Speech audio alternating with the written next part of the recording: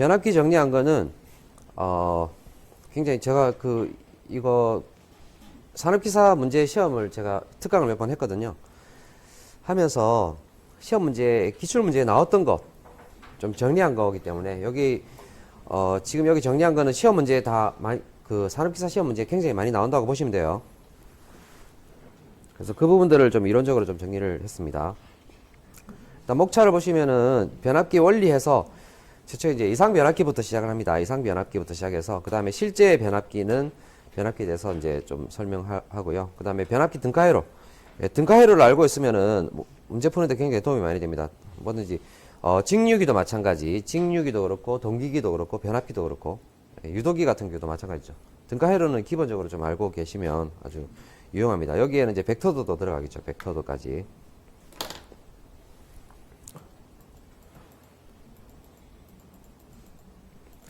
그리고 이제 변압기 시험, 시험하고 임피던스 전압, 임피던스 와트 뭐 이런 것들, 주로 단락 시험에서 무부하 시험이랑 단락 시험, 그다음에 뭐 권선저항 측정 시험 이런 것들이 있는데 그 외에도 이제 뭐 여러 가지 시험들이 있지만 중요한 건 이제 변압기 특성을 파악하는 데는 무부하 시험이랑 단락 시험, 그다음에 권선저항 측정 시험 이런 것들이 있습니다.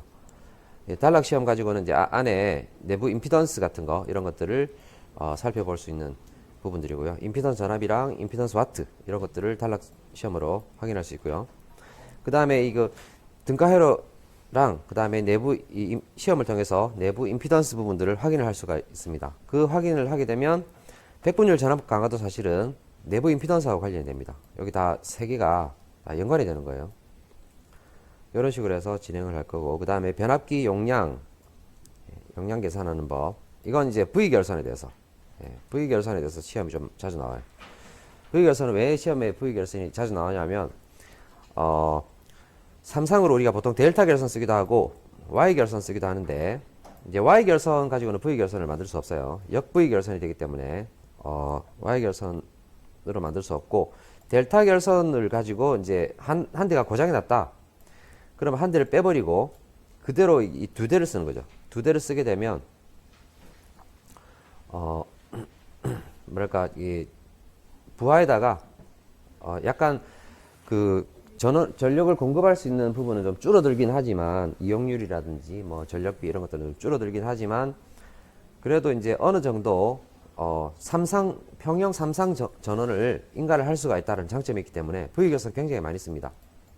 예를 들어서 내가 변압기를 처음에 설비를 할 때도 어떤 마을 같은 거 설비를 하잖아요. 그러면 그쪽에 뭐 아파트 단지다. 그럼 아파트 단지에 입주를 다 못 하잖아요.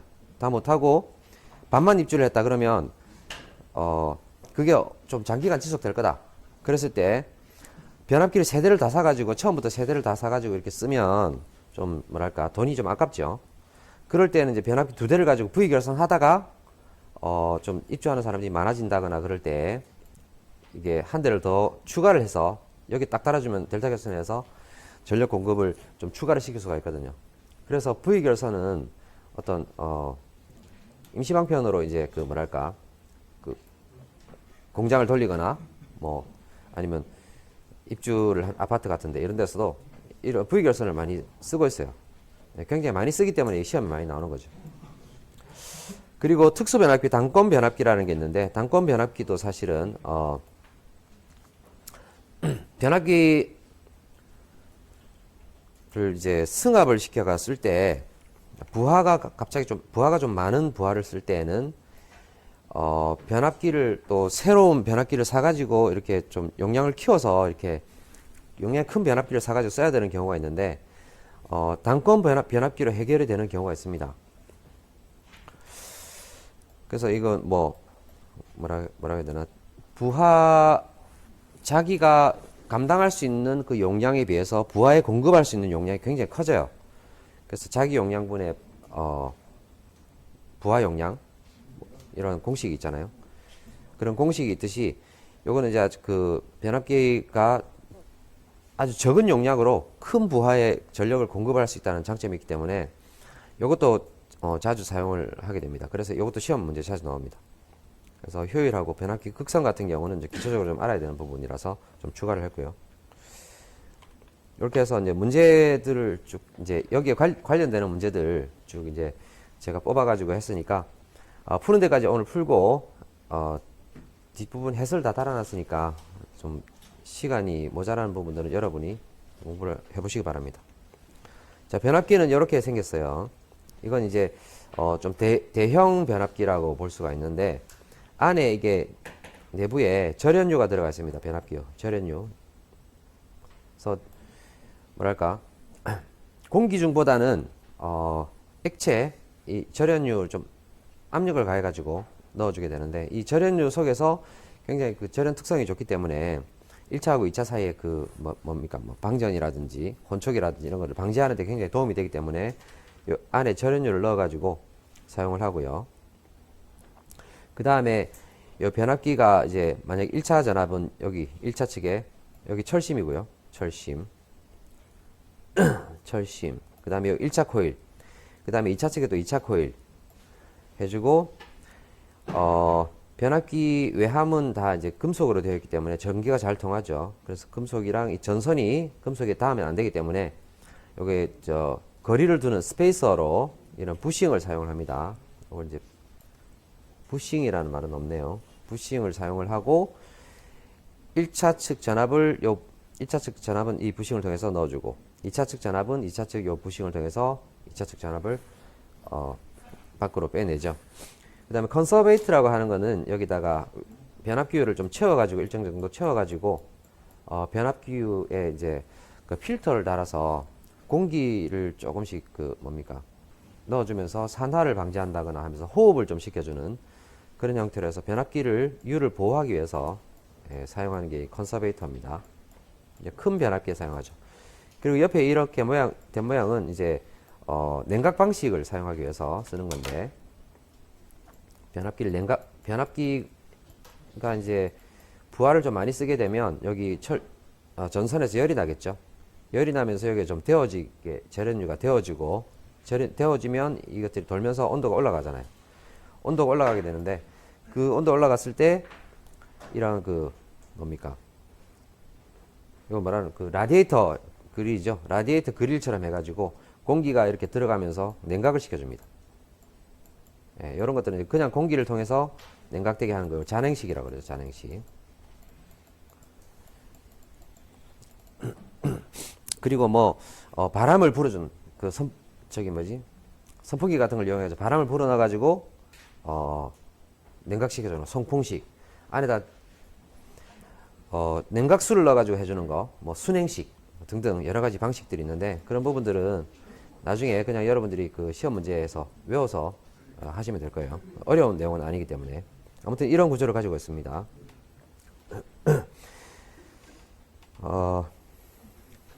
권수비 이 부분들은 뒤에서 살펴보겠습니다. 이제 일단 변압기 원리부터 살펴볼 텐데 조금 이 원리는 굉장히 좀 필요하다라고 생각되기 때문에 제가 원리 부분을 좀 강조를 해서 좀 넣었어요.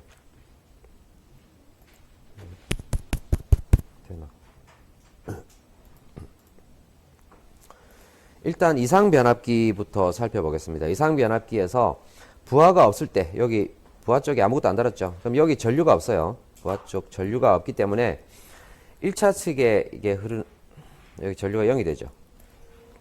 그래서 1차 측에 흐르는 전류는 이게 여자 전류만 흐릅니다. 얘가 여자 전류가 흘러서 이게 전류가 흘러가면 자속이 발생하죠. 파이가 발생해서 철심 속으로 이렇게 철심을 통해서 자속 통로가 만들어지게 되죠. 자, 이렇게 되면 여기서 이 자속을 만들게 되면 우리가 그 전동기라든지 뭐 이런 원리하고 똑같이 여기도 이제 유도 기전력이 발생을 하게 돼요. 이걸 여기는 보면 이제 일종의 그 전동기에서 역기전력하고 같은 역할을 하는 거죠. 자, V1 전압을 걸어줬다. 그러면 전류가 흘러서 자속을 만들어냅니다. 그러면 일단 이 자속이 증가를 하게 되는데 전류가 이게 거의 쇼트 상태잖아요. 저항이 거의 제로이기 때문에 쇼트 상태이기 때문에 엄청나게 큰 전류가 흘러서 자속이 증가를 하게 됩니다. 자, 그렇게 되면 이 뭐랄까 그 자속 증가를 억제하는 방향으로 그 패러데이 전자유도 법칙 있죠. 자속 여기서 자속 증가를 억제하는 방향으로 기전력이 생기게 돼요. 여기 이제 1차 유도 기전력입니다. 요건 역기전력이라고 또 볼 수가 있어요. 그러니까 V1하고 거의 같은 값이에요. 여기 보시면은 E1이라고 하는 값은 우리가 인가 전압하고 거의 같은 값입니다. 왜냐하면 부하가 없기 때문에 이쪽에 부하 전류가 흐르지 않기 때문에 이 전류 값은 거의 제로에 가깝다고 볼 수 있어요. 근데 자속은 만들어줘야 되기 때문에 완전 0은 아니고 약간 흐르는 거죠. 거기에 여기가 성분이 다 이게 저항 성분은 굉장히 작고 다 코일 성분이기 때문에 V1에 대해서 여자 전류, 이걸 여자 전류라고 합니다. 여자 전류는 90도 뒤집니다. 90도 뒤진 전류가 흘러요. 그래서 이렇게 수직으로 된 이런 벡터도가 나오는 거죠. 그리고 2차 유도 기전력, 2차 유도 기전력도 마찬가지로 여기서 자속이 흐르기 때문에 자속이 증가하는 걸 방해하는 방향으로 2차 유도 기전력이 생깁니다. 이쪽 방향이 위쪽으로 생기는 거는 이 권성 감아준 방법이 우리나라에 쓰는 게 대부분 다 극성이 감극성이기 때문에 그래요. 가극성인 경우에는 이제 이 유도 기전력이 반대로 생기겠죠. 감아주는 방향이 우리나라는 대부분 감극성이 표준입니다. 여기 점 찍어 놓은 거 있죠? 점 찍어 놓은 이쪽으로 전류가 들어가고, 여기도 2차 측은 점 찍어 놓은 쪽으로 전류가 나가요. 요 감극성, 가극성은 나중에 제일 마지막에 좀 살펴볼 텐데, 이 점 찍어 놓은 쪽으로 전류가 들어와요. 그리고 여기서는 점을 찍어 놓은 쪽으로 전류가 나갑니다. 그런 감극성이기 때문에 E2도 E1하고 같은 방향으로 생성이 됩니다. 그래서 E2는 E1하고 같은 방향이 되고, E1하고 E2의 그 크기는 어떻게 되냐면 권수에 비례합니다. 권수. 그래서 E2분의 E1은 N2분의 M1, 이게 N2, N1이 권수입니다. 감아준 권수. 여기는 지금 제가 그림을 하나, 둘, 셋, 넷, 다섯, 여섯, 일곱, 여덟, 아홉, 15번 감아줬고, 여기는 이제 좀 적게 감아줬어요. 적게 감아준 쪽에 전압이 좀 작겠죠. 자, 이런 식으로 발생을 하고요. 그 다음에 유도 기전력은 우리 그 동기기에서 나왔던 유도 기전력 공식과 거의 비슷합니다. 유사하게 나와요. E1은 4.44F W1 파이 M인데, 여기 파이 M은 최대 자속이 되고요. W는 권수가 됩니다.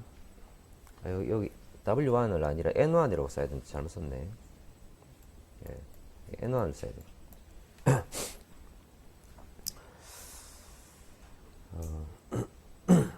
그리고 여기다가 이제 부하를 연결했다. 그러면 이제 2차 전류가 생기죠. 2차 측에 전류가 생깁니다. 부하 쪽에 전류가 생기기 때문에 이 부하 전류는 부하가 지금 우리가 저항 부하도 있지만 코일 부하가 있죠. 유도성 부하가 있기 때문에 느린 전류가 발생해요. 전압보다. 2차 측 전압은 여기 E2에 대해서 2차 측 전류가 흐르죠. I2가. 느린 전류가 흐르죠. 그럼 이 전류가 흐르게 되면 2차 측의 전류가 흐르게 되면 이 2차 측 자속에 의해서 2차 측 전류에 의해서 이런 자속이 또 발생하겠죠. 이렇게 자속이 발생을 하기 때문에 그 자속값을 상쇄시켜주기 위해서 I1의 전류가 또 흐릅니다. 그래서 여기 I2에 흐르는 이 전류하고 반대 방향의 전류가 흐르게 돼요. I1-이라고 하는 게 흘러요. 이렇게 흘러서 여기 I1 전류는 아까 여기 최초에 흘렀던 게 여자 전류였죠. 자속을 만들어준 여자 전류. 그래서 이 I1 같은 경우는 여자 전류 I0에다가 여기 2차 측 이 전류에서 변화하는 그 자속을 변화하지 않도록 만들어주는 성분 I1-, 요거 합쳐진 거죠. 그래서 벡터들을 보시면은 2차 측에 전류가 이렇게 생겼죠. 느린 전류가 전압보다 위상이 느린 전류가 생기고, 여기다가 이 전류하고 반대 방향의 자속을 증가를 방해하는 방향으로 전류가 생깁니다. 요 전류 I1-가 생기고, 여자 전류랑 얘를 합쳐주니까 이 전체가 이제 I1이 되는 거죠. 그래서 일단은 I0는 거의 제로, I5 여자 전류는 거의 제로라고, 크기가 거의 제로라고 생각을 하시면 되기 때문에 I1하고 I1-는 거의 같다고 볼 수가 있어요. 그래서 이런 공식이 생깁니다. 전류는 권수비에 이제 반비례하는 방향으로 전류비가 생겨요. 그래서 전압 같은 경우는 권수에 비례 E2분의 E1은 N2분의 N1 이렇게 되는데, 전류는 I1분의 I2 이렇게 해서 전류는 역수를 해줘야 됩니다. 이런 전류가 생기게 되는 거죠. 요게 이제 그 변압기의 기본, 예, 그 전압비, 전류비, 이런 공식이 되겠습니다. 여기 외우기 쉽게 생각을 하시면 나중에 문제에 나오겠지만 보통 우리는 변압기는 대부분 다 강압 형식입니다. 1차측 변전소에서 그 발전소에서 만들어준 그 전압을 갖다가 그 발전소 옆에 있는 변전소에서 승합을 시켜서 전송을 하게 돼요. 먼 곳으로 전송하기 위해서는 굉장히 큰 전압을 해야 되기 때문에 승합시켜준 다음에 전송을 하면서 변전소를 여러 개를 거치게 되는데 이 변전소 거칠 때마다 전압을 내려줍니다. 이게 예를 들면 이제 3, 4, 5 전압 킬로볼트 걸어줬다 그러면 변전소 하나 거치면서 여기서 154로 바꿔주고 뭐 이런 식으로 여기 이제 변전소는 이제 154 킬로볼트가 오는 쪽은 주로 마을 근교예요. 마을 근교. 네. 여기 송전선을 타고 쭉 3, 4, 5로 쭉 오다가 마을 근교에서 154로 바꿔줘요. 그리고 이제 그 동으로 들어오게 되면 아니지. 여기가 마을 근교구나. 154에서 22.9로 바꿔주는 거. 여기가 마을 근처에서 22.9km로 바꿔주고요. 154는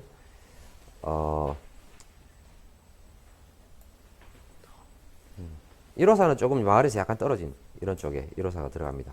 그리고 큰 공장 같은 데서는 154가 바로 큰 공장 같은 데 바로 들어가는데 우리 동네 조그만 마을이나 이런 쪽은 22.9kV로 바꿔가지고 공급을 하게 됩니다. 그래서 대부분 다 강압기라고 볼 수가 있기 때문에 A는 항상 1보다 커요.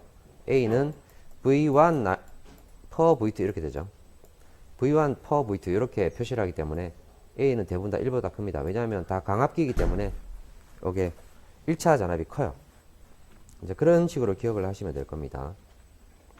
그 다음에 실제 변압기는 이제 뭐가 들어가냐면 실제 변압기는 아까 이상 변압기 같은 경우는 권선 저항이랑 손실이 권선 저항 무시해버리고 철손을 이제 성분도 무시를 해버렸어요. 근데 실제 변압기는 여기서 철손이 발생합니다. 여기서 철손. 철손은 히스테리시스손하고 와류손이 있었죠. 그 철손이 발생하고 그래서 여자 전류 이쪽에다가 이게 자속을 만드는 성분하고 손실 성분, 철손을 만들어주는 손실 성분이 나뉘어지게 됩니다. 요게 이제 나뉘어지고 그 다음에 이게 권선 저항이랑 여기 권선 감아주고 있죠. 권선 저항하고 그 다음에 누설 리액턴스 성분이 들어가요. 여기 내부 임피던스 성분이라고 볼 수 있는데 이게 1차 측이고 요게 2차 측입니다. 요 손실이 생기니까 요 V1에서 이쪽으로 그 내부 임피던스 1차 측 내부 임피던스를 거쳐 가지고 전압 강화를 좀 당하고 이쪽으로 들어오겠죠. 그런 성분이 들어옵니다. 그래서 앞에 그림에다가 요게 추가가 되는 거죠. 파란색으로 된 게 추가가 돼서 여기가 1차 측에서 그 전압 강화 성분이죠. 1차 측 요 임피던스의 전압 강화 성분. 여기는 2차 측에서 E2가 되는데 E2에서 부하로 가는 과정에서 요 손실이 생기죠. 손실이 생기기 때문에 요 손실 성분이 생기고 그리고 여기 실제 부하 쪽에는 V2가 걸리게 되는 거죠. 근데 이런 손실 성분이 들어간다. 벡터도는 여러분이 이 벡터도까지는 모르셔도 될 것 같은데 요 벡터도에서 여러분이 알고 있어야 될 부분 딱 요거 있죠. 자화 전류하고 그 다음에 철선 전류 이게 두 개를 합쳐가지고 여자 전류가 된다. 요 부분만 기억을 하고 계시면 될 것 같아요. 나머지 부분 이게 다 이해는 못 하셔도 됩니다. 이해하면 물론 좋겠지만 못 하셔도 될 것 같아요. 이제 푸는 데는 좀 지장이 없을 겁니다. 그래서 일단 요건 알고 계셔야 됩니다. I 파이라고 하는 게 자화 전류가 있고 이게 자속을 만들어 주는 거고 철손 그 히스테리시손하고 와류손을 만들어 주는 철손 성분이 들어간다 하는 거. 요렇게 해서 이제 1차 측의 내부 임피던스 1차 측하고 2차 측 요런 내부 임피던스가 생기죠. 그리고 전압비가 요 권수비에 따라서 E1이 생기고 E2가 생기게 되는데 요런 전압비가 생겨서 이런 등가회로가 이렇게 생겨요. 실제 변압기에 등가회로가 생기게 됩니다. 요 등가회로 굉장히 복잡해 보이기 때문에 이거를 보통 우리가 등가회로로 이제 변압기든 뭐든 다 등가회로가 중요한데요. 이 등가회로를 그대로 쓰려면 굉장히 복잡하기 때문에 이거를 좀 하나 합쳐보자 이렇게 해서 만들어 놓은 게 뭐냐 하면 자, 요겁니다. 요 등가회로가 생겼어요. 보통 일반적으로 간이 등가회로 많이 씁니다. 간이 등가회로. 근데 실제로는 이제 이런 등가회를 쓰는데 여기 중간에 변압비 부분을 환산을 해버려요. 2차 측에 있는 이 2차 측의 임피던스 성분을 갖다가 1차로 환산을 시켜줍니다. 1차로 환산을 시켜줘서 여기 변압비가 없이 그냥 1차하고 2차를 그대로 연결시켜버리죠. 그래서 2차 측에 있는 이 저항값들, 저항이랑 임피던스 값들을 이제 환산을 시켜주는데 요거 시험에 굉장히 자주 나옵니다. 그래서 요건 무조건 여러분이 무조건 기억을 하고 있어야 돼요. 이건 시험에 뭐 거의 100% 나온다고 무조건 한 문제에 무조건 나옵니다. 그래서 이건 꼭 기억을 하고 계셔야 됩니다. 그래서 내부 임피던스를 다 더해준다 그러면 우리가 간이 등가해를 많이 쓰는데 간이 등가해를 왜 쓰냐 하면 요 값이 굉장히 작아요. I0 값이 거의 0에 가까운 값이죠. 0에 가까운 값이기 때문에 이게 여기 있으나 큰 차이가 없습니다. 너무 작은 값이라서 아예 무시하고 아예 무시해버릴 수도 있어요. 이거 무시하고 이제 없애버릴 수도 있습니다. 그래서 이제 이건 이제 여자 전류 나중에 그 철선 같은 거 구할 때나 쓰고 실제 내부 임피던스 같은 거 할 때는 요거 없애버려요. 그래서 이제 간이 등가해를 좀 많이 쓰게 됩니다. 그래서 1차하고 2차를 해줬잖아요. 그럼 1차하고 2차 임피던스를 전체를 다 합쳐버리는 거죠. R은 R끼리 합쳐버리고 그 다음에 X는 X끼리 합쳐가지고 전체 임피던스가 얼마냐, 2차를 1차로 환산한 전체 임피던스가 얼마냐, 이런 문제가 나옵니다. 그래서 여기서 보시면 환산하는 공식을 여러분 좀 기억을 하고 계셔야 돼요. 환산할 때 2차를 1차로 환산한다 그러면 여기 2차에 원래 저항값 있었죠. 저항값에다가 권수비의 제곱을 곱해줍니다. 요거 구하는 방법은 제가 생략할게요. 전압 전류비 가지고 이렇게 쭉 계산하다 보면 A 제곱 R2가 나옵니다. 그래서 G2 다시 같은 경우는 A 제곱 G2 해가지고 R에는 A 제곱, 그 다음에 X2에도 A 제곱 곱해가지고 1차로 환산해 주게 되죠. 자, 그러면 이제 요 1차 저항하고 1차로 환산한 2차 저항, 요 두 개가 직렬로 되어 있기 때문에 다 더해주는 거죠. 전체 임피던스는. 그래서 R1하고 A 제곱 R2 더해주면 전체 저항이 되는 거고, 그 다음에 X1하고 A 제곱 X2를 더해주면 전체 리액턴스가 돼서 요게 이제 전체 임피던스를 구하는 겁니다. 이런 식으로 전체 임피던스를 구하게 돼요. 여기 크기는 아시죠? 크기는 R하고 X가 서로 직각이니까 루트 해가지고 R 전체 R의 제곱, 그 다음에 전체 X의 제곱 이렇게 해주면 크기가 되는 거죠. 이렇게 구할 수도 있고, 아니면 J를 써가지고 R 전체 R에다가 플러스 J하고 전체 X 이런 식으로 임피던스를 계산하게 합니다. 그래서 이 둘 다 알고 계셔야 돼요. 이 둘 다 해가지고 크기를 구하라 이런 시험 문제도 나오고 여기랑 합쳐서 계산해라 이런 문제도 나오기 때문에 둘 다 알고 계셔야 돼요. 자, 이렇게 해서 이제 간이 등가회로, 이제 등가회로 이상 변압기에서부터 이런 벡터도는 이 정도만 알고 계시면 될 것 같아요. 이 정도만 알고 계시고요. 이 정도만 알고 계시고, 그 다음에 뒷부분에서는 여기 여자 전류, 자화 전류, 철선 전류 관계 요것만 알고 계시면 될 것 같고요. 그리고 이제 등가회로는 뭐 간이 등가회로 정도만 알고 계셔야 돼요. 간이 등가회로. 이 정도 요거 좀 많이 쓰니까 요렇게만 알고 계시면은 됩니다. 그리고 이제 빨간색 해놓은 거 수식 있죠. 이 공식 전체 에비던스 구하는 거 이거 무조건 많이 나오기 때문에 기억하고 계시고요. 자, 이렇게 됩니다. 제가 뭐 I2 다시는 뭐 이렇게 했는데 이런 거 다 그냥 무시하셔도 돼요. 저항만 가지고 아시면 됩니다. 저항만. 얘들도 거의 이거는 전압을 똑같게 만들어주기 위해서 이런 과정을 거쳤다라는 거기 때문에 중요한 건 요것만 알고 계시면 돼요. 예. 자, 그래서 넘어가겠습니다. 변압기 시험은 이제 아까 제가 또 잠깐 이야기했지만 무부하 시험이 있고 단락 시험, 그 다음에 권선저항 측정이 있습니다. 무부하 시험은 부하가 없을 때 하는 건데 이건 여자 전류를 구하는 거예요. 여자 전류 구해서 구하고 그 다음에 철선을 구하고 이렇게 되면 여자 임피던스랑 여자 어드미턴스 해가 지금 여기 제가 생략된 거 있죠. 얘를 구하는 겁니다. 얘. 여기에 들어가는 전류 성분, 여기 들어가는 전류 성분, 전류 뭐 이런 것도 해서 여기에 이제 어드미턴스 성분들 이제 구하고 여자 전류 구하고 하는. 요게 이제 무부하 시험입니다. 여기 무부하 시험은 부하가 없기 때문에 전류가 안 흘러요. I가 제로가 되죠. 그래서 이 부분이 사실 없어지는 거죠. 이 부분이 전류가 안 흐르기 때문에 의미가 없어지기 때문에 여자 전류가 있는 이 부분만 필요한 거죠.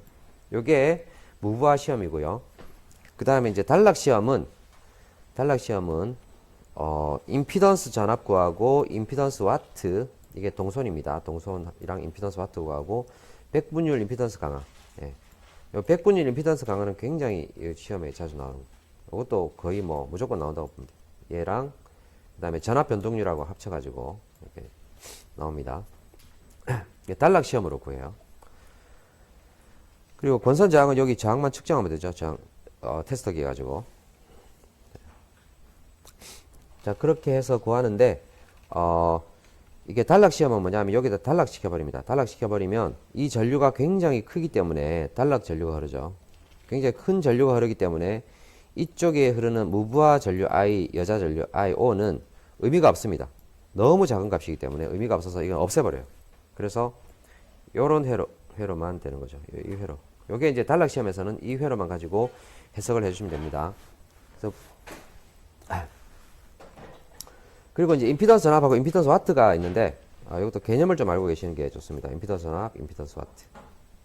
저희 개념은 뭐냐 하면 임피던스 전압이라고 하면 이거 단락 시험에서 나오는 건데 부하를 단락시켜 버리면 엄청나게 큰 ISR 1차 측에서 1차로 환산을 했기 때문에 1차 측에서 보겠습니다. I1S라고 하는 단락 전류가 흘러요. 이게 엄청나게 큰 전류가 흐르겠죠. 그래서 이렇게 되면 변압기가 타버려서 변압기가 고장이 납니다. 그래서 전격 전압을 다 걸어주는 게 아니라 이 단락 전류가 어떤 값이 되도록 이 전압 값을 살짝 조금씩 올려줘요. 변화시켜 가면서 조금씩 올려주는데 전격 전압 VN을 다 걸어주는 게 아니고 전압을 조금 올려주면서 이 전류가 어떤 전류가 되냐 하면 이 전격 전류, 우리가 알고 있는 전격 값이죠. 전격 전류는 변압기 만들 때 그 규격 해가지고 벌써 정해져 있죠. 이 전격 전류하고 같아질 때까지 서서히 올리게 되면 이게 전격 전류랑 같아지는 지점이 생기겠죠. 그때 되면 이제 변압기가 고장이 안 나는 최대 전류가 전격 전류잖아요. 그 전류만큼 올려줬을 때 이 전압이 V1M보다 더 작은 값입니다. 아주 작은 값이 돼요. 여기 VS라고 하는 값이에요. 전격 전압보다 굉장히 작은 값이 되는데 요게 임피던스 전압이 됩니다. 이 값을 임피던스 전압이라고 그래요. 그래서 백분율 임피던스 강화는 실제 뭐냐 하면 전격 전압하고 임피던스 전압의 비가 돼요. 여기다가 곱하기 100을 해준 게 백분율 임피던스 강화입니다. 그리고 이때의 1차 입력, 그러니까 무효 성분을 뺀 유효 성분만 가지고 전력을 구하면 요걸 임피던스 와트라고 합니다. 뭐 제가 지금 설명해도 여러분 좀 이해가 잘 안 될 수가 있겠지만 일단 이런 개념이다 라고 알고 계시고요. 그 다음에 이제 요 중요한 거 백분율 전압 강화.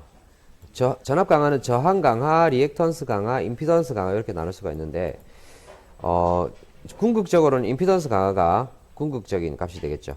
근데 저항에서 발생하는 강화, 여기하고 여기에서 발생하는 강화, 여기에 저항 강화가 되고 그 다음에 여기랑 리액턴스 있죠. 여기 리액턴스 여기서 발생하는 전압 강화 성분이 리액턴스 강화가 되고요.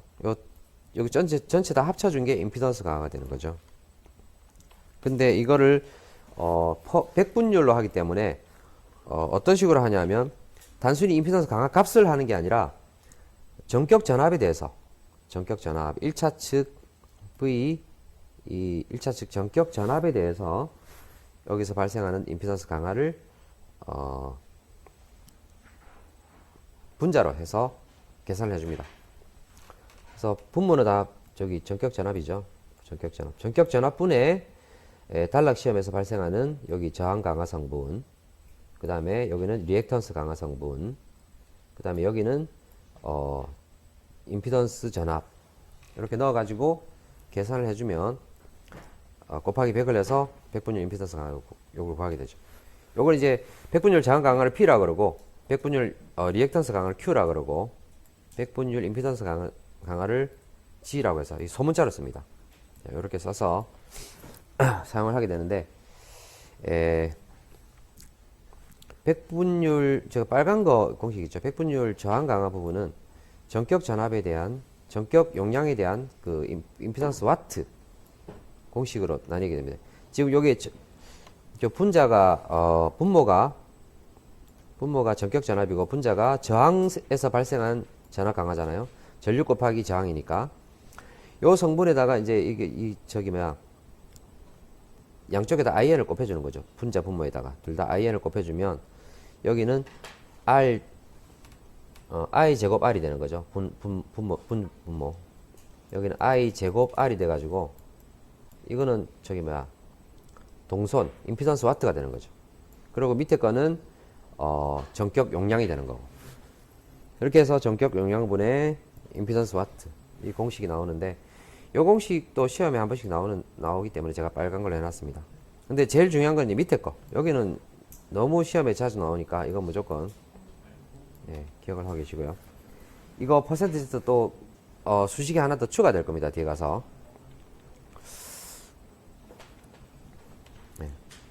요거는 꼭 기억하고 백분율 임피던스 강화 이거 무조건 기억하고 계셔야 돼요. 여기 뒤에 또 나옵니다. 뒤에 자 여기 나오네요.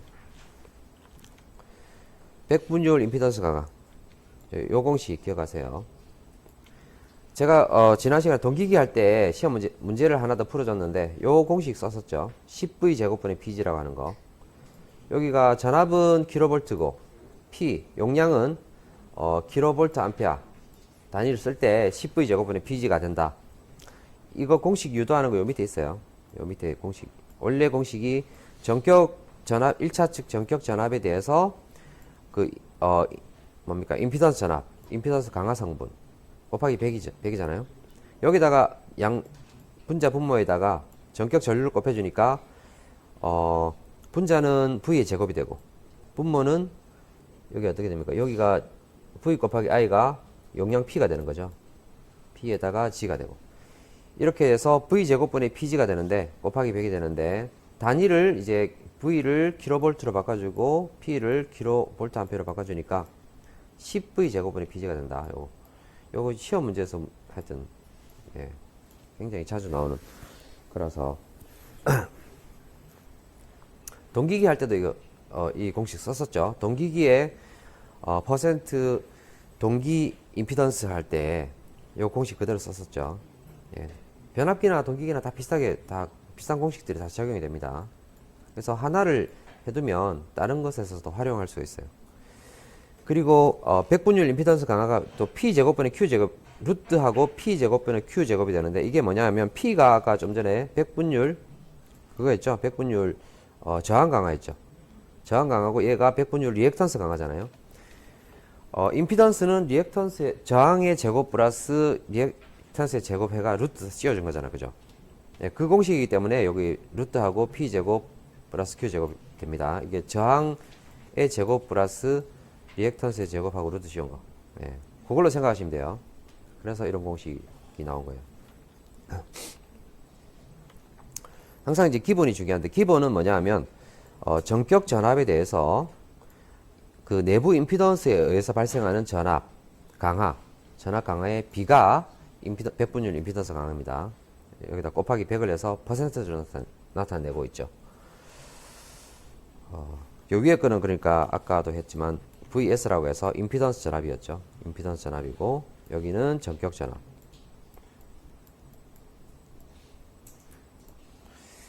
이게 참 너무 복잡하다고 해야 되나? 여러분 되게 복잡해서 어렵긴 하지만 이거를 시험 문제 풀려면 이걸 알아야 돼요. 제가 빨간 거 해놓은 거는 나중에 그냥 외우더라도 외워두시기 바랍니다.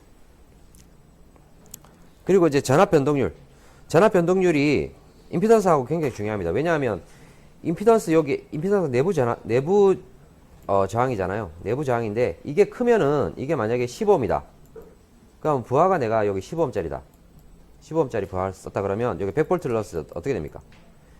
부하에다가 실제 내가 100V를 만들었는데 변압기로 2차 척을 100V를 만들었는데 부하에다가 100V를 다 줘야 되죠.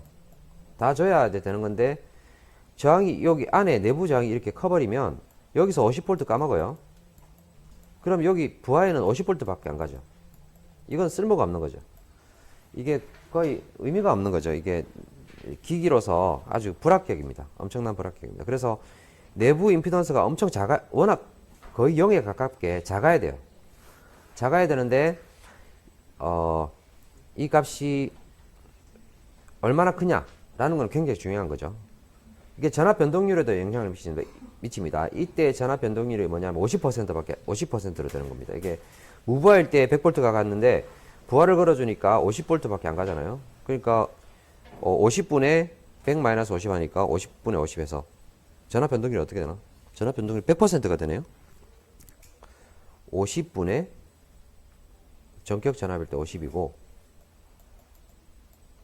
100 무부할 때 100이고 100-50 해주면 50분의 50 곱하기 100 하니까 전압 변동률이 100%가 되죠. 이렇게 내부 저항이 크면은 전압 변동률이 엄청나게 커져야 돼요. 전압 변동률은 0이 돼야 좋은 변압기죠. 그런데 내부 저항이 엄청나게 크면 전압 변동률이 커진다. 그런 의미로 이 내부 임피던스가 전압 변동률에 큰 영향을 미친다라는 걸 알 수가 있고요. 그 다음에 지금 여기도 빨간색으로 한 공식 있잖아요. 이거 굉장히 중요한 공식이니까 외워두시기 바랍니다. P 코사인 시타, Q 사인 시타 이거는 플러스가 되는 거는 뒤진 전류일 때는 플러스가 되고 앞선 부하 전류일 때는 마이너스가 돼요. 그건 이제 벡터 가지고 쭉 해보면 알 텐데 벡터로 이렇게 제가 한번 그려볼까요? 벡터로 쭉. 벡터로 이렇게 됐다 그러면 이게 앞선 부하가 왔다 그러면 전류가 이렇게 흐를 테니까 여기가 V라고 했을 때 요렇게 갔다가 요렇게 가겠죠. 여기가 I, R이고 I, X가 되면은 실제 전압은 여기 V에 대해서 실제 전압은 요렇게 가자는 거죠. 그러니까 여기 전압보다 이게 작아지죠. 그러니까 이게 마이너스 값이 나올 수가 있는 거죠. 요건 일단 참고로만 하시고 생각할게요. 자, 그 다음에 용량하고 특수 변압기, 단건 변압기 효율, 극성까지 하고 문제 좀 풀다가 시간 되면 마치도록 하겠습니다. 자, 일단 10분간 휴식하겠습니다.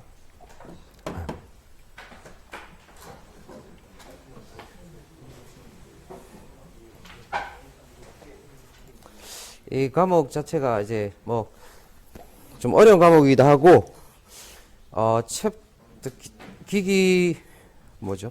변압기라는 기기 하나를 이제 1시간 만에 끝내려고 하니까 좀 빡센 부분도 사실 있고 한데 여기 좀 핵심만 좀 추린 거거든요. 그래서 좀 잘 좀 들어주시기 바랍니다. 자, 그럼 변압기 용량 계산 부분은 이제 V결선에 대한 이야기입니다. V결선. V결선 아까도 이야기했지만 굉장히 좀 사용을 많이 합니다. 델타 결선에서 한 대가 고장이 났다. 그러면 이제 요 상태, V 상태로 이제 부하에 공급을 하게 되는데 이때 평형 삼상 전원을 공급을 할 수가 있어요. V결선은 평형 삼상을 공급할 수 있기 때문에 변압기 3대를 살 돈이 없는 경우에 2대만 사가지고 임시방편으로 사용하기도 하고 하기 때문에 굉장히 많이 사용하는 겁니다. 그래서 요게 시험에도 자주 나오고 굉장히 좀 중요한 거라고 볼 수 있어요. 많이 사용하고 있기 때문에. 그래서 우리가 이제 Y결선, 델타 결선 같은 거 보면 한 쌍의 전압은 상전압에다가 상전류를 곱해주는 거잖아요. 그래서 삼상 전원을 하게 되면 이게 변압기가 3대가 들어갑니다. 그래서 상전압 곱하기 상전류에다가 3을 곱해주는 거죠. 이렇게 하면 삼상 전원이 되는데 상전압 상전류를 우리가 보통 이제 전압 전류라고 하면 성간전압이고 선전류를 이렇게 의미합니다. 그래서 이걸 상전압 상전류를 성간전압 선전류로 바꿔주면 성간전압 선전류가 이제 Y결선인 경우에는 성간전압이 상전압의 루트 3배가 되고요. 선전류는 그대로 상전류와 같아요. 델타 결선의 경우는 상전압하고 성간전압이 같죠. 델타 결선 이렇게 되어 있어요. 이 상전압이 성간에 그대로 걸리기 때문에 상전압하고 성간전압이 같고 전류가 이제 선전류가 상전류의 루트 3배가 됩니다. 이렇게 되니까 이거를 E하고 I를 성간전압 선전류로 바꿔주면 삼상전원은 루트 3 VI가 돼요. 여기 V가 성간전압이고 I가 선전류입니다. 요건 굉장히 우리 삼상전원의 뭐 아주 일반적인 공식이죠. 일반적인 공식. 요게 이제 그 변압기 Y 결선, 델타 결선의 경우가 되는데 V 결선의 경우는 좀 달라집니다. V 결선의 경우는 어떻게 되냐면 그 변압기 두 대를 쓰잖아요. 두 대를 쓰는데 이때 전체 용량이 한 대 용량의 두 배가 되는 게 아니라 루트 3배가 돼요. 예, 루트 3 이하가 됩니다. 이게 뭐냐면 이제 V 결선 같은 경우는 그 뭡니까? 선간전압하고 상전압이 같고 선전류하고 그 다음에 상전류가 같아요. 이렇게 되니까 원래 부하가 삼상부하일 때는 이게 3 2i가 돼야 되는데 이렇게 해서 루트 3하고 vi 이렇게 선간전압 선전류가 이렇게 돼야 되는데 v하고 i가 선간전압 선전류 같아 버리기 때문에 v가 2가 돼 버리는 거죠. 그래서 루트 3 2i가 되는 거예요. 그래서 이게 저기 뭐야 델타 결선 같은 경우는 우리 삼상 전원보다 뭐랄까 좀 전원 그 용량 자체가 루트 3분의 1만큼 줄어든다고 보시면 돼요. 자 이렇게 되기 때문에 이걸 가지고 이제 이용률이 얼마냐 과연 이제 내가 이 변압기 두 대 용량 가지고 충분히 V 결선했을 때 그 용량을 충분히 이용을 하고 있느냐 이제 그런 걸 보는 거죠. 이게 이용률은 그거고 출력비는 세 대를 썼을 때하고 두 대를 썼을 때 이게 출력이 어느 정도 차이가 나느냐 이제 그거를 좀 판단을 해서 문제가 없다 싶으면 이제 사용을 하게 되는 거죠. 가성비가 좋다 이런 걸 이제 판단하기 위해서 이용률 출력비를 계산합니다. 이용률은 변압기 두 대니까 2PI가 되는 거고 V 결선을 하게 되면 루트 3PI가 되기 때문에 전체 용량이 2PI분의 루트 3PI 하게 되면 2분의 루트 3에서 86.6% 그러니까 변압기를 우리가 Y 결선이나 델타 결선 하게 되면 100% 활용을 하게 되는데 V 결선을 하게 되면 실제 그 전력의 86.6%밖에 활용을 못한다. 그런 좀 단점이 사실 좀 있죠. 그래서 이게 이제 86.6이라는 거 이용률이 되는 거고 출력비는 고장 나기 전에 세대를 사용할 때 그 델타 결선일 때 출력에다가 V 결선으로 두 대만 쓸 때 출력 요 비를 곱해 주니까 57.7%뭐 이렇게 쓴다. 요거 시험에 자주 나오니까 요거 그냥 요렇게 외워 두시면 좋을 것 같아요. V 결선에 대한 용량 계산이고요. 그다음에 특수 변압기는 이제 단권 변압기를 이야기하는데 특수 변압기 중에서 단권 변압기도 굉장히 좀 사용을 많이 씁니다. 이게 왜냐하면 부하에 굉장히 큰 전력을 공급을 해야 되는데 실제 변압기가 용량이 작은 경우 아주 작은 용량의 변압기를 가지고 큰 전력을 공급할 수 있는 그런 장점이 있기 때문에 단권 변압기도 사용하는 경우가 좀 많아요. 이건 이제 어떻게 보면 이제 원래 1차하고 2차를 감아놨던데 이 2차에 있는 여기 있는 권선 부분을 갖다가 1차에다가 그대로 같이 써버리는 거죠. 연결해가지고 같이 써버리고 이렇게 해서 2차 측 전류를 승합을 시켜줍니다. 1차 측하고 여기가 원래는 2차 측이었는데 1차하고 2차 측을 같이 해가지고 합쳐가지고 1차 측은 원래 그 탭을 넣어서 1차 측 원래 그 선에다가 원래 그 권선에다가 전류를 흘려주고 2차 측은 1차 측에 있는 그 컴 단자에 연결을 해버리고 그 다음에 1차 측의 전압 플러스 2차 측 전압 이렇게 해가지고 출력을 뽑아내는 거죠. 이렇게 되니까 전압이 높아지게 되죠. 승합이 됩니다. 이 그림에 보시면은 3000대 예를 하나 들었는데 3000대 200V 요게 변압기를 200짜리를 선 배선을 갖다가 여기다 연결시켜 버리는 거죠. 여기를 여기다가 연결시켜 버리고 그 다음에 2차 측 출력을 이렇게 뽑아내죠. 이렇게 뽑아내고 이렇게 뽑아내면은 2차가 3000 플러스 200 돼가지고 V2는 3200이 돼버려요. 그리고 권선은 한 번만 감게 되죠. 한 번만 감았다고 해서 이걸 단권 변압기라고 그래요. 단권 변압기. 단권 변압기는 이제 문제가 좀 변압기가 조금 문제가 생길 수가 있는 여지가 많다라는 거. 고장이 좀 날 수가 있다거나 1차하고 2차가 분리가 안 돼 있기 때문에 혼촉 같은 거 이런 것들이 발생할 수 있다거나 한 여러 가지 문제들이 있지만 아주 적은 용량으로 큰 부하의 전원을 공급할 수 있다라는 점 때문에 좀 활용을 많이 하고 있습니다. 그래서 여기서 이제 부하에 공급할 수 있는 용량이 굉장히 큰데 스스로 본인이 가지고 있는 용량이 어느 정도 되느냐. 이게 이제 부하 용량분의 자기 용량이라고 하는 게 있어요. 부하 용량분의 자기 용량. 부하 용량은 2차 측에 보내는 거기 때문에 2차 전류, 2차 전압 곱하기 2차 전류, V2분의 I2 이렇게 되고, 자기 용량은 1차 측에 여기 있는 용량은 자기 용량이 들어가지 않습니다. 2차 측 요 부분만 자기 용량이 들어가요. 그래서 V2에서 V1, 요 전압에 대해서 전류 곱해준 거. 요게 되기 때문에 I2가 약분이 돼서 없어지면 부하 용량분의 자기 용량은 요게 V2분의 V2 마이너스 I1 이렇게 돼요. V2가 높은 전압이고 V1이 낮은 전압.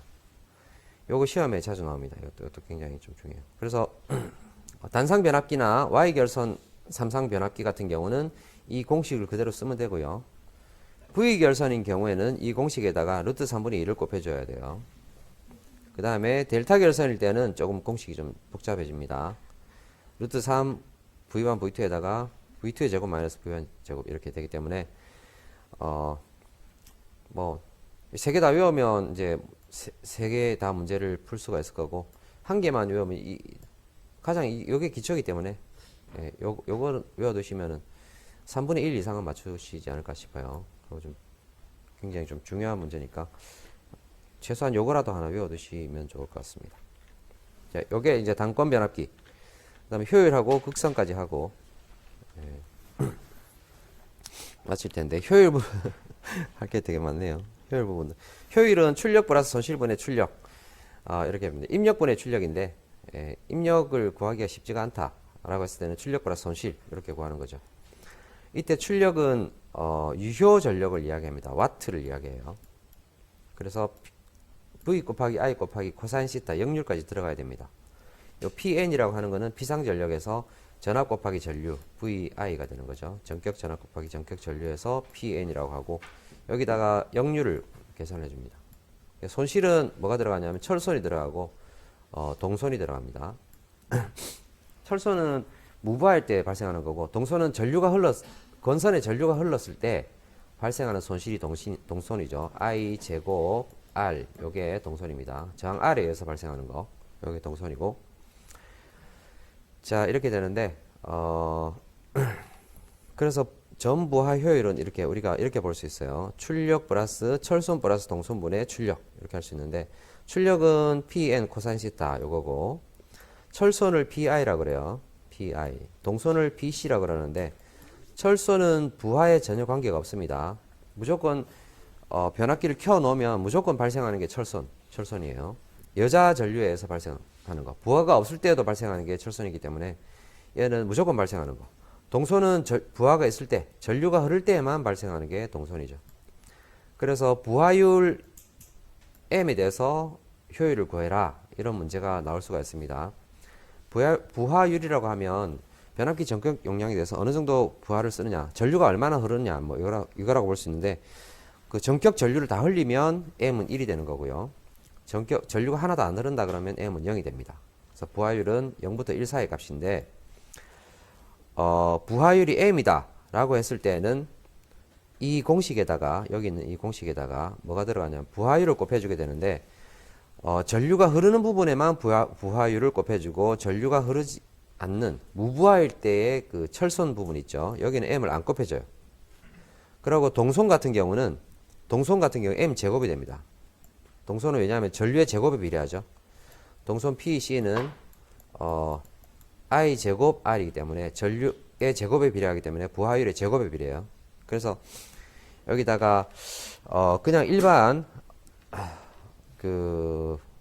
출력 같은 경우는 M을 곱해주고, 철손에는 M을 안 곱해주고, 동손에는 M의 제곱을 곱해서 이렇게 계산을 해줍니다. 문제 풀 때 좀 참고하시고요.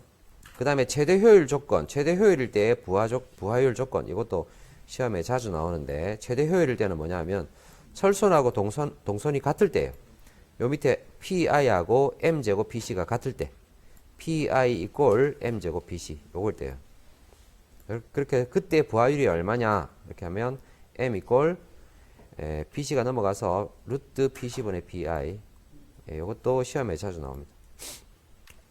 저는 이제 여기 다 지금 시험 문제에 자주 나오는 것만 좀 추려놨기 때문에 이렇게 보시면 되고요. 그 다음에 이제 전일 효율이라고 해서 하루 종일 하루 동안의 효율을 따지는 건데, 부하를 T시간 동안 운전했다. 그럴 때는 또 어떻게 되냐면 부하가 들어가는 거 T시간 동안 운전했기 때문에 부하가 들어가는 여기는 T를 곱해주고, PI 철소는 부하율에 관계없이 이걸 켜놓으면 무조건 들어가기 때문에 하루가 24시간이잖아요. 그래서 24시간 동안 다 곱해주는 겁니다. 철소는. 그 다음에 동소는 부하가 흐르는 동안에만 사용되기 때문에 PC 곱하기 T 해주고, 이렇게 해서 전일 효율 같은 경우는 부하가 흐르는 시간 T를 곱해주는데, T 곱해주는 부분이 전류가 흐를 때, 그러니까 출력이 있을 때 출력하고 동손 여기만 해주고, 나머지 철소원 같은 경우는 24시간 동안 다 전류가 흐르기 때문에, 무부하 전류, 여자 전류가 흐르기 때문에 24시간 다 곱해줘야 된다. 24시간 철선이 발생하는 거죠. 이렇게 해서 문제를 풀 수가 있습니다. 너무 완전 타이트하게 완전 하는 것 같아서 조금 죄송하긴 한데요. 이렇게 되고, 그 다음에 극성 부분은 감극성, 가극성이라는 게 있어요. 우리나라는 감극성을 표준으로 하고 있습니다. 감극성, 가극성은 어떻게 측정을 하냐 하면, 여기 1차 권선의 아래쪽을 공통으로 콤먼 시켜주고, 여기를 마이너스 걸어주고, 그 다음에 위쪽에 있는 여기다가 전압계를 걸어가지고 전압이 얼마가 나오느냐 이걸 보는 건데, 감극성인 경우에는 이 전압이 여기가 V1이 뭐 100V고 V2가 50V다 그러면 V1에서 V2를 뺀 만큼 나옵니다. 여기 전압이 50V가 나오겠죠. V1에서 V2를 뺀 만큼 전압이 나오는, 극성을 빼준다고 해서 감극성이 됩니다. 여기 도트가 나와 있는 거 있죠. 들어가는 쪽에 위쪽에 도트가 있고 나오는 쪽도 위쪽에 도트가 있다. 1차 측하고 2차 측이 다 위쪽에 도트가 있으면 감극성이고, 그 다음에 1차 측은 위쪽이고 2차 측은 아래쪽, 이렇게 반대쪽에 있으면 가극성이라고 보시면 돼요. 가극성인 경우에는 두 개 전압을 더해준 값이 나와요. 우리나라는 감극성이니까 이것만 고려하시면 됩니다. 이건 참고로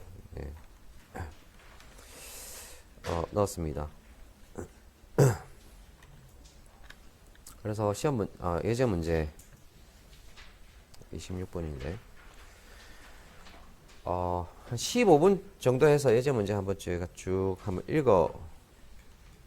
풀이 과정을 해서 쭉 한번 읽어 드리고요. 어떤 식으로 푼다 좀 읽어 드리고 마치도록 할게요. 시험도 아마 변압기 부분은 이제 여기 뭐라 해야 되나?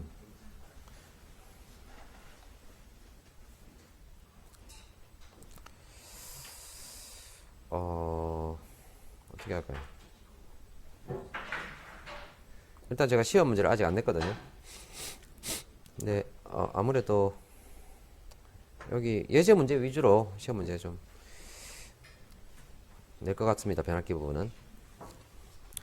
자, 일단 한번 풀어보겠습니다. 그림과 같이 철심의 1차에 200개 코일을 감고 60Hz, 60V 정연파를 인가했을 때 자속은 공식이 있었죠.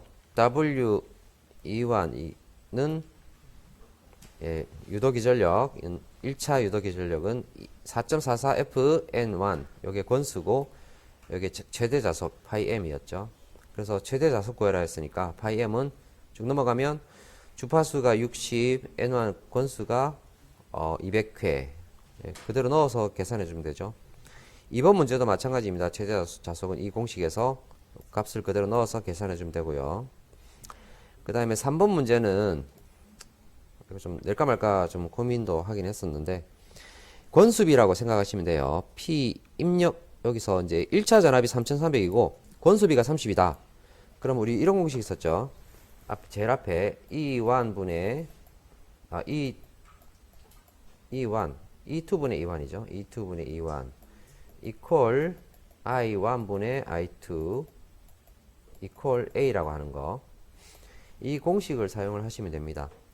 그래서 일단은 1차 측 입력이니까 1차 전압 3300이고 1차 전류를 구해야 되잖아요. 1차 전류를 지금 모르죠. 모르는데 여기 전등 부하에 20A다. 전등 부하에 20A 흘러기 때문에 부하에 흐르는 전류는 I2가 됩니다. 부하 전류이기 때문에 I2가 되니까 여기 A 값을 알고 있고 I2를 알고 있으면 1차 전류를 구할 수 있죠. A가 지금 30이니까 I1은 A분의 30분의 I2 해서 30분의 20. 그래서 I1은 그러니까 30분의 20이 되죠. 0.6667 이렇게 되니까 전등 부하라고 하는 건 뭐냐면 역률이 1인 부하입니다. 전등 부하는 코일 성분이 없고 저항 성분만 있어요. 그래서 역률이 1이 됩니다. 그래서 3300 전압 곱하기 전류 요 코산 시타가 있는데 코산 시타 1이 돼버리기 때문에 생략해버리고 요 두 개 곱해주면 되죠. 네, 이렇게 해서 2200W 나오니까 2.2kW. 네. 그러니까 지금 이 공식이죠. 이 공식. 요 공식을 아느냐 이런 문제고요.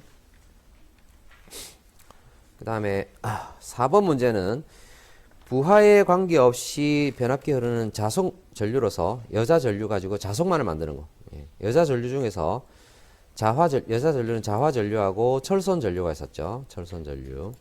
요 두 개가 부하에 관계없이 흐르는 전류가 되는데 철선은 손실입니다. 히스테리시스손, 와류손, 손실이고 손실이니까 빼고 자속을 만드는 건 자화 전류죠. 그림과 같은 변압기에서 1차 전류는 얼마인가? 이것도 마찬가지로 이게 5대 1이니까 여기 공식에 앞에 있는 이 공식이죠. 이 공식.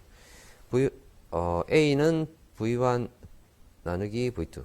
그러니까 V2분의 V1 이꼴 N2분의 N1 이꼴 I1분의 I2. 이 공식 써가지고 계산을 하면 돼요. 그래서 I1은 여기 5ohm이고 5ohm이고 I2가 이렇게 어떻게 되나?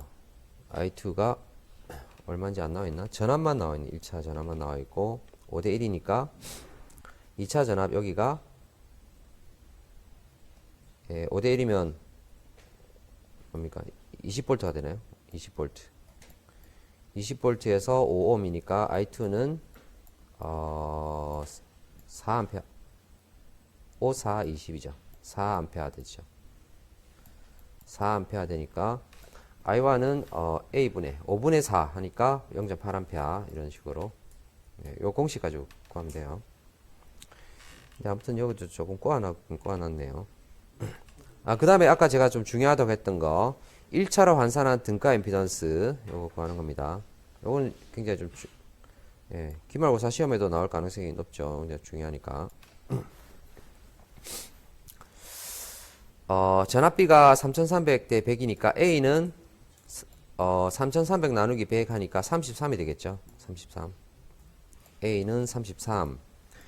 그 다음에 2차, 지금 1차 측 임피던스가 이거고 2차 측이 이런 임피던스입니다. 그러면 2차를 1차로 환산을 하게 되면 어떻게 되냐면 여기다가 A제곱을 곱해주면 1차로 환산이 되죠. 그래서 0.015 곱하기 A제곱, A가 33이니까 곱하기 33의 제곱 해주면 2차를 1차로 환산한 저항이고 0.013에다가 33의 제곱 해주면 여기는 리액턴스가 되죠.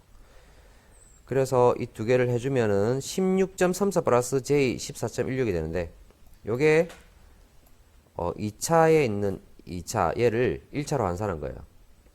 그럼 1차로 환산했기 때문에 1차하고 1차로 환산한 요 저항 두 개가 직렬로 되어 있죠. 두 개 더해주면 돼요. 두 개 더해주면 12 플러스 J13에다가 16.13 플러스 J14.16 해주니까 두 개 더해주니까 12하고 16.13 더해주고 28.34 13하고 14.16 더해서 27.16 해서 이렇게 계산해주면 됩니다. 그래서 1차를 2차로 환산하는 거 2차를 1차로 환산하는 거 2차를 1차로 환산하는 게 좀 많거든요. 그래서 A제곱 2차에다가 2차 임피던스에다가 A제곱 해주면 1차로 환산된다. 자, 이렇게 계산을 하시면 됩니다. 지금 여기 7번 문제는 이제 거꾸로 1차를 2차로 환산하라고 그랬죠. 1차 임피던스가 225니까 이걸 2차로 환산하려면 A 제곱을 나눠주면 되죠. 그래서 G1이 225고 A 제곱은 여기 A가 200분의 300이니까 요게 A죠. 300 나누기 200 하면은 3000 나누기 200 하면 어떻게 되죠? 15가 되죠. 15. 그래서 15에 제곱하면 225가 돼서 15 맞나? 25인가? 네, 15에 제곱하면 225죠. 그래서 225분의 225 하니까 1옴. 1차를 2차로 환산하니까 1옴이 되는 거죠. 근데 앞에 있는 공식들 쭉 외우시면 돼요. 등가회로의 단락전류. 단락전류는 전체 임피던스에다가 1차 측 전압이죠. 전체 임피던스는 G1에다가 2차를 1차로 환산한 거 A제곱 G2 이게 더해준 게 전체 임피던스죠. 그래서 답은 가번이네요. 가번. 이것도 뭐 전체 임피던스 어떻게 구하느냐 이거기 때문에 2차를 1차로 환산해가지고 두 개를 더해주면 전체 임피던스가 되죠. 그 다음에 변압기의 임피던스 전압. 임피던스 전압은 아까 말했던 것처럼 단락 시험에서 단락 시켰을 때 전압을 전격 전압 다 걸어주면 엄청나게 큰 단락 전류가 흐르게 되는데 전격 전압 다 걸어주지 않고 전류를 천천히 올려서 전격 전류가 될 때까지 전압을 올려주죠. 그래서 전격 전류가 흐를 때 변압기 내의 전압 강화, 이게 임피던스 전압이 됩니다. 그 다음에 임피던스 강화가 5%일 때 변압기가 단락됐을 때 단락 전류는 전격 전류 몇 배인가? 이게 단락비. 요거 동기기에서 나왔던 단락비입니다. 동기기에서 나왔던 단락비 그대로 쓸 수 있어요. 동기기 단락비를 변압기에서도 그대로. 이거 한 것 같네. 그때 동기기 문제에서 제가 했던 것 같네요. KS는 IM분의 전격 전류분의 단락 전류 해주고, 이건 단락비분의 그 임피던스 퍼센트 임피던스에다가 분의 100 이렇게 되죠. 그래서 답은 20 해주면 되고요. 그 다음에 삼성 변압기 임피던스가 G 성간전압 전격 용량에 있을 때 퍼센트 임피던스 G는 얼마냐? 10V 제곱분의 PG 다 요거죠. 공식 외워야 되죠. 이거 아까 유도도 된다고 했으니까 이 공식 밑에 있는 이 공식 여기가 나왔던 공식입니다. 11번 문제가 지금 몇 문제 있죠? 문제 좀 많이 냈었는데 정리 부분은 여러분 그냥 정리 읽어보세요. 문제는 21문제 냈네.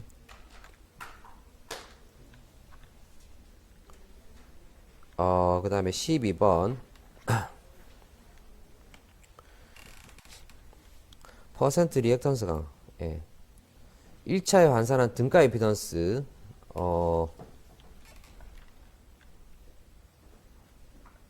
등가 임피던스가 6.2 플러스 J7이니까 퍼센트 리액턴스 강화는 어떻게 됩니까? 전격 전압분의 IN 곱하기 X 곱하기 100이죠. 여기 리액턴스 여기 리액턴스가 7이었죠. 7 넣어주고 전격 전류는 전격 전압은 여기 1차측 전격 전압 2000V 여기 1차측 전격 전압입니다. 여기 100V는 2차측 전격 전압이에요. 여기 I1N이 되고 V1N 여기 V2N이죠. 우리가 이렇게 표시한 이 값이 전격 전압이라고 보시면 돼요. 전격 전류는 구할 때 어떻게 구하냐면 이게 지금 삼상인가? 삼상이 삼상 이렇게 안 나왔으니까 단상이네요. 단상인 경우에는 P는 V 곱하기 I에서 I를 구하려면 I는 V분의 P 해주면 되죠. 이렇게 단상일 때는 이렇게 구해주면 되고 삼상인 경우에는 이렇게 하시면 돼요. 삼상인 경우 P는 루트 3 VI니까 여기서 전격 전류 IN 구하려면 IN은 루트 3 V분의 루트 3 VN분의 P 이렇게 해주면 되죠. 요거 굉장히 많이 나오는 거라서 그래서 여기 있는 용량하고 전격 전압 가지고 전격 전류 구할 수 있어요. 이렇게 구하니까 5A 나오고 2000분의 5 곱하기 7 곱하기 100 하니까 1.75% 이렇게 나오게 되고요. 그 다음에 아까 13번 문제에서 제가 조금 실수한 부분이 있어서 제 녹화를 하겠습니다. 여기 아까 자료에서 I1N이 됐던 부분은 V1N으로 바뀌게 됩니다. 임피던스, 백분율 임피던스 강화 공식은 전격 전압 분의 그다음에 임피던스 전압 곱하기 100 이렇게 되죠. 자, 문제 한번 읽어보겠습니다. 13번 3300 per 200V 10kVA 단상 변압기에 2차를 단락하여 1차 측에 일단 단락했죠. 1차 측에 300V를 가해주니까 2차에 120A 단락 전류가 흘렀다 이 말이죠. 이 변압기의 임피던스 전압과 백분율 임피던스 강화는 얼마인가? 이 회로를 가지고 좀 판단을 할 수가 있는데요. 이 회로가 지금 등가회로입니다. 등가회로. 간이 등가회로에서 여자 부분을 이제 빼버린 거죠. 자, 빼버리고 여기가 2차 측 단락 전류가 120A 나옵니다. 그러면 얘를 1차 측에 우리가 300V를 인가했죠. 그러니까 1차 측에 인가한 이 전압에 맞추어 주려면 얘를 1차로 환산해 줘야 돼요. 1차로 환산. 1차로 환산하는 게 지금 여기 전류는 이제 이렇게 환산해 주게 되죠. 전류비를 나눠 가지고 1차로 환산할 수 있습니다. 그럼 A를 구해야 되는데 A는 앞에 있는 여기 3300, 200 이 부분 있죠. 요게 A가 됩니다. 그래서 3300 나누기 200 하면 16.5가 나와요. 자, 이 A에다가 IES 여기 2차 측 단락 전류 여기다 A를 나눠주니까 이렇게 되겠죠. 3300, 200 이걸 나눠주는 거죠. 나눠주고 여기다가 IES 120A를 곱해주죠. 그러면 1차 측의 단락 전류, 1차로 환산한 단락 전류는 7.27A. 자, 이렇게 나옵니다. 그 다음에 이제 2차를 1차로 환산한 등가 임피던스는 요 등가 회로에서 보시면은 여기가 등가 내부 임피던스예요. 1차로 환산한 임피던스. 여기에 지금 우리가 뭡니까? 300V를 인가해줬죠. 300V를 인가했더니 여기 1차 측의 단락 전류가 7.27A가 나온 겁니다. 그러면 전압을 300V가 했을 때 7.27A 나오니까 내부 임피던스는 V는 IR 해가지고 G는 I분의 V 이렇게 되죠. 여기가 I가 아까 7.27A가 되고 V는 300V 이렇게 해서 이 값이 나오는 거죠. 이 값 41.26A 265 41.265이 이 내부 임피던스가 됩니다. 1차로 환산한 전체 임피던스라고 볼 수가 있어요. 그러면 임피던스 전압이라고 하는 건 뭐냐 하면 여기에다가 1차 측에다가 300V를 거는 게 아니라 여기 전격 전류가 흐르도록 이 단락 전류가 전격 전류가 되도록 인가한 전압이 됩니다. 그러면 전격 전류를 구해서 우리가 내부 임피던스 이 값은 알고 있죠. 41.26은 알고 있죠. 내부 임피던스에다가 전격 전류를 곱해주면 임피던스 전압이 나오겠죠. 그래서 임피던스 전압 vs는 I1n 곱하기 G21 자 이렇게 되는데 I1n 전격 전류는 이걸로 구할 수 있어요. 여기 앞에 보통 주어지는 이 부분에서 전격 전류를 구할 수 있습니다. 여기가 용량이고 여기가 전압이죠. 그러면 우리가 용량은 P는 V 곱하기 I 이렇게 되죠. V1n, I1n 이렇게 되기 때문에 I는 어떻게 구하냐면 V분의 P가 되죠. 단상일 때는 이렇게 되고요. 삼상일 때는 여기에 루트 3이 들어가니까 I1n은 루트 3 V1n분의 P 이렇게 되는데 지금 단상 변압기를 썼기 때문에 I1n은 V분의 P 해서 V1n분의 P 이게 이제 어떻게 됩니까? 이렇게 여기 있죠.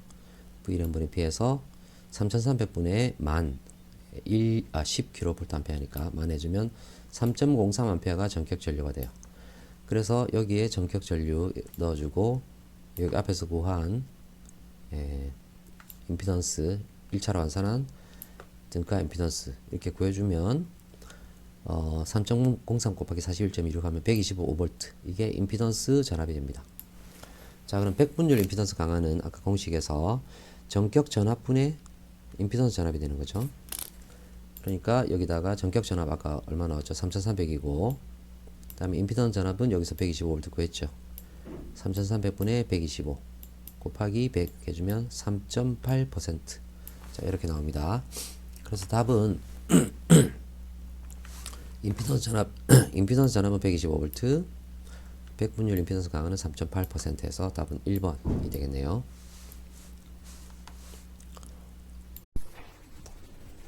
네, 여기도 보시면은 이제 14번 문제도 같은 방식이에요. 퍼센트 임피던스 강화는 여기 퍼센트 저항 강화, 리액턴스 강화가 있으니까 P제곱 플러스 Q제곱 루트 해가지고 퍼센트 임피던스 강화 구할 수 있습니다.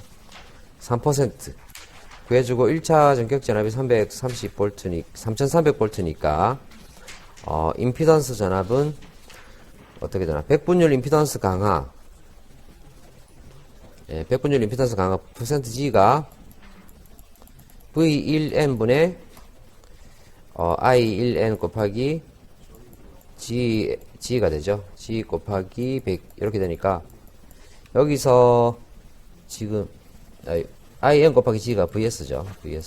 VS가 되니까 VS에 대해서 넘어가면 대입해서 이렇게 100분의 3 곱하기 3300에서 99V 뭐 이렇게 계산을 하는 겁니다. 기본적인 어떤 이 공식을 또 알고 있으면 풀 수 있는 거고. 그 다음에 임피던스 전압을 걸 때 입력 임피던스 와트가 됩니다. 전격 부하식. 이건 이제 16번 문제는 이제 기본 공식이죠. 전압 변동률의 기본 공식. 요걸 구하면 되고, 전격 전압분에 여기 무부하 전압 240 넣어주고, 전격 전압은 여기 230V 넣어주면 되죠. 그 다음에 역률 100%일 때 전압 변동률 입실론은 어떻게 되느냐? 역률하고 관계되는 부분은 이렇게 입실론 전압 변동률은 여기 퍼센트 저항 강화 P 코사인 시타 플러스 Q 사인 세타 요 공식에서 코사인 세타가 1이 되면 사인 세타는 0이 되죠. 그래서 여기 없어지고 P만 남죠. 입실론 P만 남아서 P가 퍼센트 저항 강화니까 가가 되고요.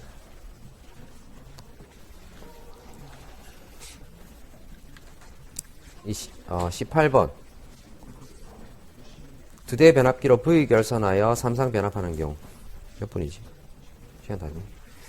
이용률은 우리가 얼마지? 이용률은 86.6%였죠. 그 다음에 전력의 비는 57.7%였고 V 결선 때. 그 다음에 단권 변압기의 자기 용량분의 부하 용량 해가지고 부하 용량분의 자기 용량이었나? 부하 용량분의 자기 용량은 공식 있었죠. 고압 전압 마이너스 저압 전압. 이렇게 되죠.